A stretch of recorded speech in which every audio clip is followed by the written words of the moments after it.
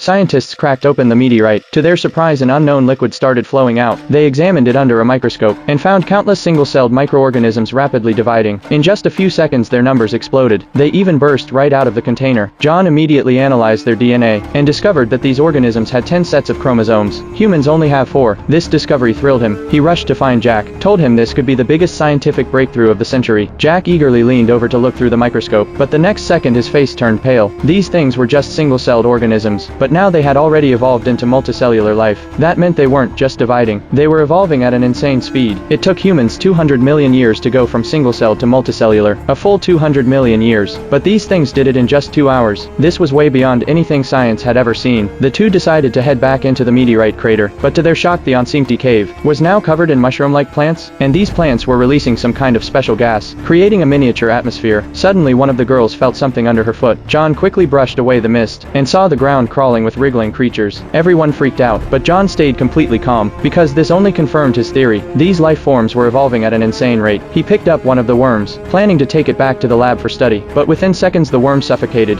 and died. It couldn't handle oxygen. Looks like they weren't built for Earth's atmosphere, so they sealed it in a container filled with the special gas. But while they were chatting for just a moment, the worm inside started multiplying like crazy. A multicellular creature was reproducing asexually. One shocking discovery after another. John and Jack were ecstatic. They rushed back to the lab with their samples for further study, but when they tried to return to the crater, the military had completely locked it down. They showed their credentials and asked to go in, but the military told them the site was now top secret, and they were denied entry. Luckily they still had the samples from before, but when they got back to the lab, they found the door forced open. The place was a mess. The sample containers were gone, and all their data had been wiped. They immediately realized their research had been stolen. Determined, they decided to sneak into the crater at night. They disguised themselves as workers, and wearing protective suits they successfully snuck in, but what they saw shocked them. In just one day the ecosystem had changed again. The plants were even lusher, and now a full-blown food chain had formed.